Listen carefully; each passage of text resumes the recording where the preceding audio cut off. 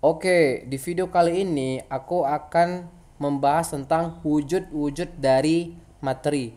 Seperti yang kita tahu, materi itu merupakan segala sesuatu yang mempunyai massa dan menempati ruang.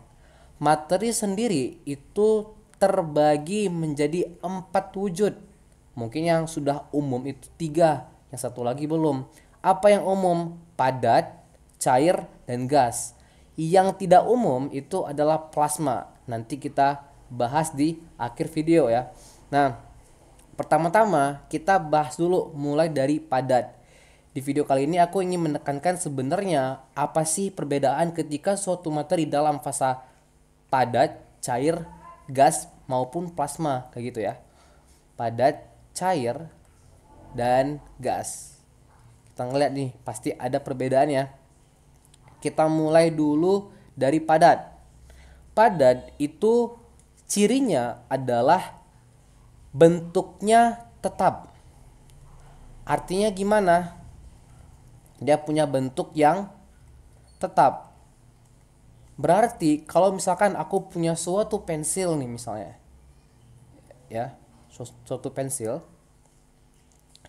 dia itu katakanlah ini pensil ya. Nah, dia itu pensil ini diletakkan dimanapun. Misalkan aku letakkan pensil ke dalam suatu gelas misalnya. Kemudian atau aku letakkan pensil ke dalam suatu baskom atau wadah-wadah tertentu. Dia bentuknya adalah tetap pensil seperti ini. Bentuknya tetap dan tidak berubah dimanapun pensil tersebut atau benda padat tersebut ditempatkan. Jadi dia definite shape istilahnya. Jadi dia itu udah jelas bentuknya. Sedangkan kalau kita bahas tentang cair, berarti bentuknya ini gimana kira-kira? Bentuknya tidak tetap. Kenapa tidak tetap, Dis? Kita tahu misalkan nih air, ya. Air, kalau misalkan aku letakkan dia ke dalam gelas, nah, air nih misalkan aku tuang air ke dalam gelas, kira-kira dia bentuknya seperti apa? Dia bentuknya akan menyerupai wadahnya. Jadi kalau misalkan aku letakkan air ke dalam gas, bentuknya akan seperti gelas kayak gini nih bentuknya. Kalau aku letakkan air, sorry, pakai warna yang berbeda. Kalau misalkan aku letakkan air dalam wadah yang bentuknya seperti ini, ya persegi panjang seperti ini, maka airnya itu nanti akan persis seperti persegi panjang ini. Karena sifat air itu selalu mengikuti bentuk wadahnya, kayak gitu. Jadi dia bentuknya tidak tetap, tidak mempunyai satu bentuk yang tetap seperti halnya padat padat tadi ya, benda padat tadi. Kalau misalkan aku punya suatu gelas lagi ini misalnya, ya, dan aku letakkan ke dalamnya itu adalah pensil, kira-kira bentuk pensilnya gimana? Nah, ini pensilnya misalnya ya. Nah, kira-kira bentuk pensilnya gimana? Tetap. Kayak gitu, pensilnya akan tetap berbentuk seperti itu. Dia itu tidak berubah mau dimanapun kondisinya, kayak gitu. Oke, sekarang kalau gas, gas kira-kira gimana? Nah, gas itu paling gampang ketika kita meniup balon nih, ya. Kalau kita meniup balon kira-kira gimana? Kalau misalkan balonnya tadi bentuknya itu adalah biasanya bulat ya, yang paling major tuh, yang paling umum tuh bentuk balon itu bulat. Nah, ketika kita tiup angin ke dalamnya, ini kita tiup, maka bentuk balonnya bulat. Sebenarnya itu kan isinya adalah gas-gas, gas-gas yang dihasilkan dari mulut kita ketika kita meniup balon. Bentuknya gimana? Akan mengikuti bentuk balon tersebut kayak gitu. Kalau bentuk balonnya petak ya petak. Kemudian apalagi? Misalkan kalau kalian pernah ngelihat gas yang dialirin oleh, ya, pipa yang dialirin oleh gas, sorry. Jadi ketika gas mengaliri pipa, bentuknya gimana kira-kira? Ya, partikel-partikel gas itu akan menyerupai bentuk salurannya, akan menyerupai bentuk pipanya. Makanya untuk cair-cairan gas, ya, cair gas itu bentuk dari materinya tidak tetap, tergantung dari wadahnya itu seperti apa. Oke, sekarang kalau misalkan aku punya suatu batu, ya katakanlah ini batu, ya, ya katakanlah ini batu walaupun ya batu bisa dibilang batu.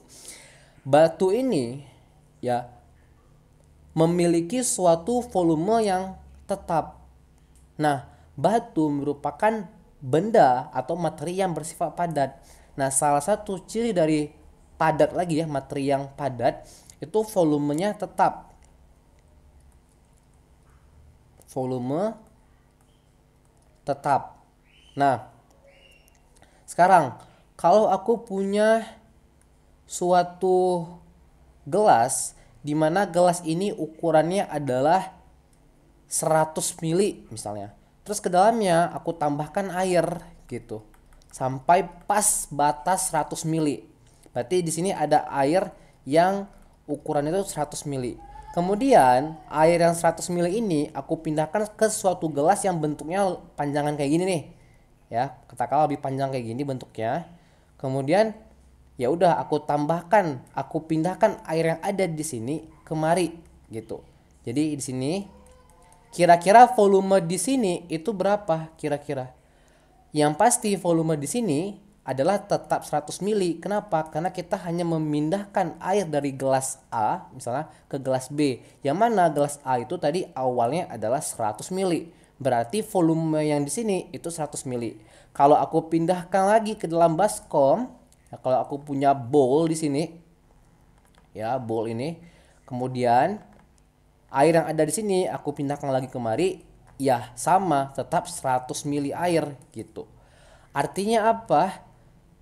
Liquid ataupun cairan itu memiliki definite volume. Artinya volumenya tetap.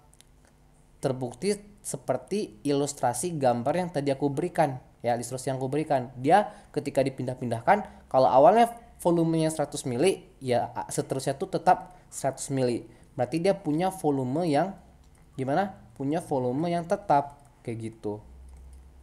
Kalau gas gimana nih kira-kira? Apakah gas itu punya volume yang tetap atau dia tidak tetap volumenya? Oke. Kalau misalkan ya aku punya balon lagi nih, balon lagi. Oke. Terus ya aku punya balon. Terus aku tiup nih. Ya, katakanlah ini adalah lubangnya kayak gini ya, lubang balonnya. Terus aku kasih udara dari sini, ya, udara. Aku tiup dan di sini tuh menjadi gas yang bentuknya menyerupai balonnya. Oke. Pertanyaannya adalah ini itu volumenya berapa? Oke, itu pertama. Ya, volumenya berapa kira-kira? Bisa nggak kalian tahu berapa volume gas yang ada di sini? Nah, kalau ya kita tuh dalam keseharian itu langsung meniup aja balonnya, kita tidak tahu berapa ukuran gas yang ada di sini. Kayak gitu. Dan ketika ya, pertama kita tidak tahu ukuran volume yang ada di sini. Volume gas, total volume gas yang kita tiup kita nggak tahu tuh berapa. Nah, kemudian pertanyaan kedua, kalau misalkan balonnya di sini ya semua udara yang ada di sini aku pindahkan ke misalnya kemana nih, misalnya ke dalam gelas misalnya ya, kalau aku pindahkan, aku transfer dia ke gelas, pertanyaannya gimana nih, misalnya kita pindahkan gasnya ini ke gelas misalnya, pertanyaannya volumenya gimana? Kalau misalkan ini V1, ini V2, kira-kira gimana? Sama nggak volumenya? Ya jelas beda kan. Bisa jadi ketika pemindahan udaranya ada yang keluar, ada yang escape pasti, ya kan. Nah, jadi kita tuh tidak bisa menentukan bahwa ya ketika gas ataupun udara-udara tadi dari balon dipindahkan ke gelas atau dari gelas dipindahkan ke baskom misalnya ya, kita tidak bisa menentukan apakah volumenya itu benar-benar tetap sama seperti hal awalnya ketika balon ini diisi. Kayak gitu. Mungkin dengan menggunakan persamaan PV NRT dan lain sebagainya, itu pun harus tahu tekanan dan lain sebagainya, suhu bla bla bla bla, kita bisa menentukan ya berapa volume yang ada di balon ini misalnya. Tapi ketika dia dipindahkan ke wadah yang berbeda, tidak ada jaminan volume itu tetap sama. Paham nggak maksudku? Karena pasti apa? Karena dia pasti akan escape beberapa gitu. Bisa jadi ada yang masuk juga. Makanya volumenya itu tidak tetap ya, V tidak tetap. Nah, kayak gitu ya sifat-sifatnya. Nah, sekarang apalagi kira-kira sifat-sifatnya? Yang ketiga, kita mulai dari padat dulu. Seperti biasa. Density-nya tinggi. Nah, densitas tinggi. Densitas itu adalah kerapatan antar partikel. Kita udah belajar di sains dasar bahwa kalau dia benda padat, maka strukturnya, struktur materinya tuh ya, kalau misalkan kalian ngelihat balok, pensil, benda-benda padat ini yang bisa kita pegang, ya yang keras-keras ini, dia itu ternyata kerapatan partikel itu sungguh rapat gitu. Katakanlah ini rapat banget, jadi kayak memang gak ada space antar materinya gitu, atau antar atomnya bisa. Jadi antara bulatan ini dengan bulatan berikutnya tuh hampir demikian rapat, sehingga makanya densitas ataupun kerapatannya, ya kan, kerapatan antar partikel itu rapat banget. Jadi makanya ya kerapatannya tuh tinggi. Oke. Nah, ini untuk padatan. Kalau yang cair gimana? Nah, cair itu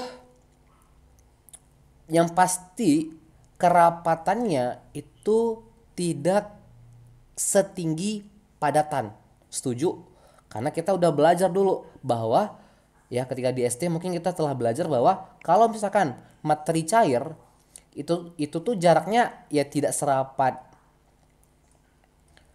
padatan kayak gitu. Dia ada space di sini nih, jarak-jarak sini nih. P-nya itu tidak akan setinggi benda padat. Makanya aku bisa bilang bahwa liquid ataupun cairan itu normal, densitas normal. Gimana sih? Densitas normal itu berarti dari yang tidak terlalu tinggi gitu. Jadi intinya densitasnya, atau aku bisa ngambil kesimpulannya densitasnya itu lebih kecil dari densitas, aku singkat aja dengan D, densitas udara. Sorry, densitas padatan. Densitas padat. Nah, sekarang kita akan kasih beberapa contoh. Kalau misalkan aku punya Fe yang dalam keadaan solid, ya dalam keadaan solid, itu densitasnya dalam satuan kilogram itu adalah 7.870 kilogram per meter kubik. Kalau dia dicairkan, yaitu dalam fase liquid, ya, berarti dia dalam bentuk cair, itu ya densitasnya 6.980 kilogram per meter kubik. Dari sini, dari contoh ini kita bisa mengambil kesimpulan, oh iya ternyata densitas dari zat padat itu solid ini ya lebih tinggi daripada densitas dari yang zat cairnya. Walaupun ya of course ada exceptional, ada pengecualian. Nah, pengecualiannya di mana? Kalau misalkan kita ngomongin tentang H2O nih. Nah, ini kita warna berbeda aja karena ini pengecualian. H2O dalam fase liquid, oke, itu densitasnya adalah berapa? Ayo, kita udah tahu, udah pasti tahu ya. 1000 kilogram per meter kubik. Oke. Ini satuannya beda ya, kilogram per meter kubik. Oke. Nah, kalau H2O dalam fase solid, nah, dia kan solid, harusnya kan lebih tinggi. 917, tapi di sini lebih rendah. Nah, hanya ini pengecualiannya. Tapi generally speaking, secara general bahwa densitas dari zat cair, ini aku tambahin zat cair, itu lebih rendah daripada densitas zat padat. Kayak gitu. Kenapa? Karena kerapatan antar partikelnya itu jelas lebih besar padat kan, dia memang benar-benar rapat kayak gitu. Konon gimana dengan gas? Nah, gas itu adalah yang paling terendah kalau kita bandingkan dengan cair dan padat. Jadi ini dia the lowest density, densitas terendah. Jadi dia densitas terendah. dari kalau kita bandingkan dengan kalau kita bandingkan dengan sedang padat. Dia densitas terendah. Ya, kita semua udah tahu ya, kalau misalkan, ya ini aku hapus dulu. Kalau misalkan jarak antar partikel dari materi yang wujudnya gas itu kan jauh-jauh banget ya, kayak gini nih, bisa-bisa jauh banget kayak gitu. Jadi di sini tuh ya jaraknya tuh memang benar-benar jauh kayak gitu, makanya densitasnya tuh rendah, kerapatannya rendah. Oke. Nah, kalau kita mau ngambil contoh kasus nih, misalnya contoh kasus ya, contoh kasus kayak data kayak gitu. Nah, kalau aku punya densitas air yang udara ya yang sifatnya gas itu 1,2 kilogram per meter kubik. Ini yang fase udara ataupun gas. Kalau densitas air yang liquid aja deh, nggak usah yang padat, ya yang liquid itu adalah 1000. Nah, 1000 kilogram per meter kubik. Dari sini kan kita bisa ngambil kesimpulan, jauh kali kan. Jadi jaraknya itu memang jauh banget dari 1,2 ke 1000. Ya, masuk akal karena kerapatan antar partikel itu besar sekali kayak gitu. Nah, dari sini kita akan mengantar ke ciri terakhir bahwa kita list dulu nih. Kita gambarkan dulu. Ini tuh tadi kerapatannya tinggi, ya kan? Hampir tidak ada jarak. Ini tuh ya masih ada jarak. Nah, lumayan jaraknya. Ini memang jauh-jauh sekali gitu. Akhirnya dari sini keluarlah ya ciri-ciri keempat. Apa kira-kira ciri-ciri keempat? Kalau gas itu karena dia punya space yang cukup besar antar ini, maka kalian pernah nggak mendengar istilah liquefied nitrogen atau nitrogen cair? Nitrogen itu kan sebenarnya gas ya.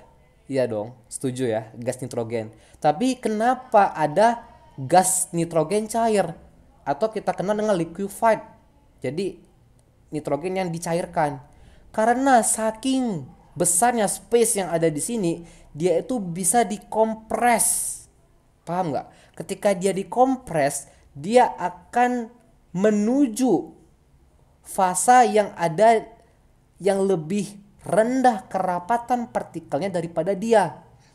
Makanya ketika dia dikompres sedemikian rupa, ditekan materi, partikelnya ditekan sedemikian rupa sehingga dia menuju ke cair, which is yang kayak gini nih kerapatan partikelnya. Akhirnya keluarlah tadi liquefied nitrogen. Jadi ada nitrogen dan cair.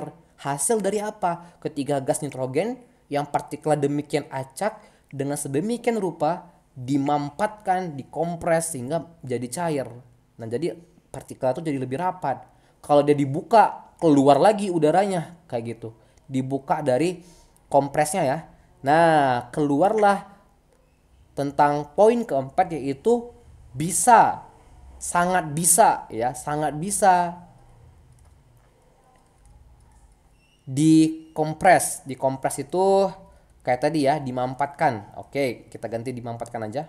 Dimanfaatkan. Nah, kayak gitu. Dia sangat bisa dimampatkan. Kalau padat itu gimana caranya dimampatkan kayak gitu? Karena dia memang udah rapat ya kan. Jadi ya kurang bisa ya, tidak bisa dimanfaatkan atau hampir tidak bisa ya dimanfaatkan. Kalau cair ya karena udah kerapatan partikel itu udah lumayan rapat, itu kurang bisa dimanfaatkan. Tapi ada beberapa kasus kayak misalkan air ya, dari cair ke padat dibekuin, itu bisa. Jadi sedikit bisa dimanfaatkan. Kenapa? Kalau kita balik ke kasus yang dari cair ke padat seperti es melebur. es membeku. Oke, sedikit bisa dimanfaatkan. Contohnya apa? Kayak misalkan es atau air membeku. Air membeku. Ini kan dari yang kerapatan partikelnya lumayan jarang, yaitu kerapatan partikel zat cair, kemudian jadi padat, jadi solid es. Nah, oke.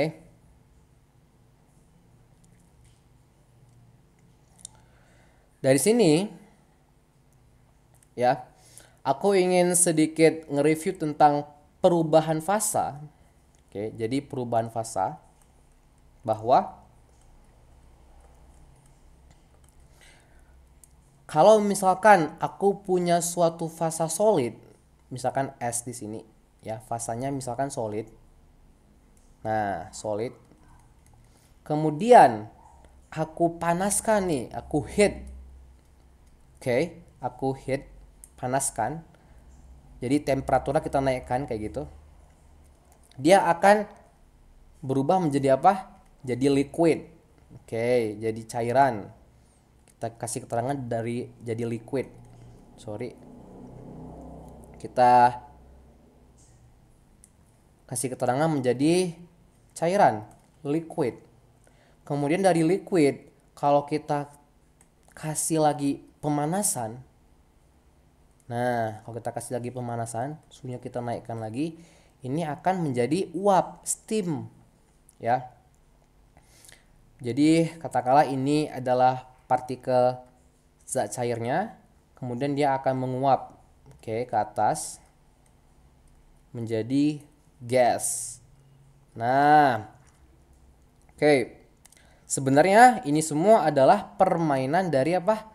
Kerapatan partikel ternyata. Kalau yang awalnya ini rapat kayak gini, oke.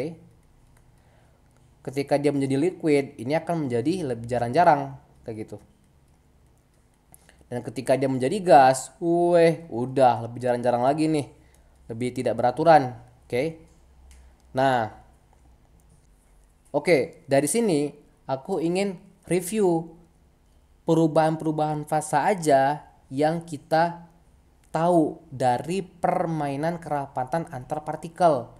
Pertama, kalau misalkan dari liquid menjadi gas, itu adalah tadi liquid menjadi gas apa? Vaporisasi ataupun proses penguapan. Ya. Ini kan harus tahu. Tadi dari solid menjadi cair, dari solid menjadi liquid. Namanya apa? Melting ataupun peleburan. Oke, apalagi dari solid menjadi gas. Dia ini membypass zat cair, dari solid langsung nguap jadi gas. Namanya apa? Sublimasi. Oke.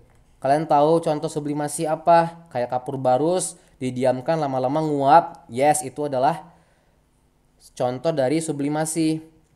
Kemudian apalagi dari liquid menjadi solid. Tadi liquid menjadi solid. Namanya apa? Freezing atau pembekuan.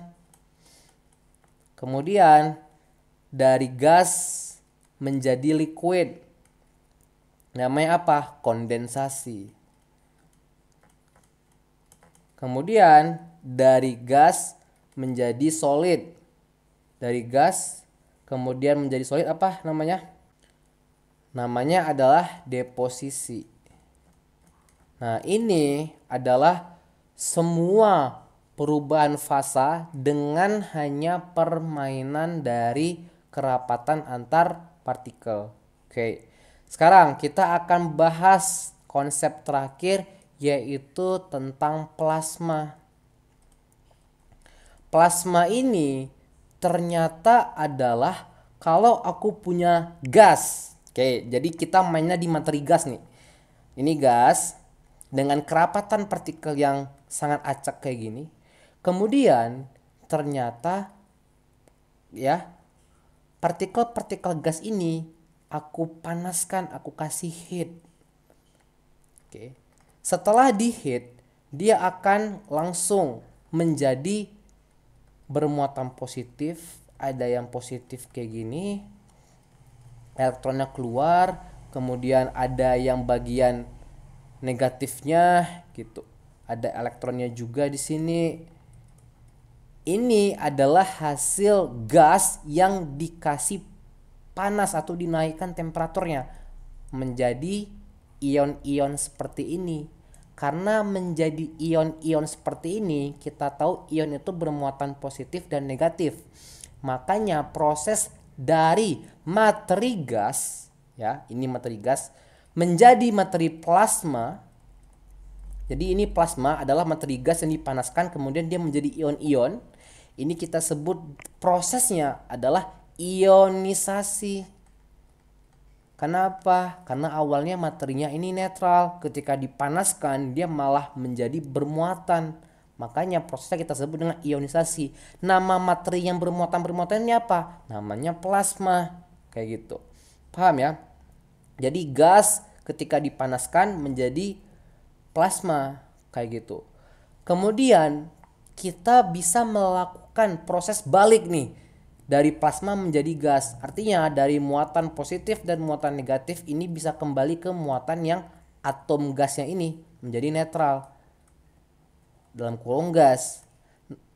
Proses baliknya ini aku namakan apa kira-kira? Recombination atau rekombinasi. Nah, rekombinasi nama prosesnya gitu. Jadi namanya adalah rekombinasi. Nah, inilah yang kita sebut dengan materi plasma.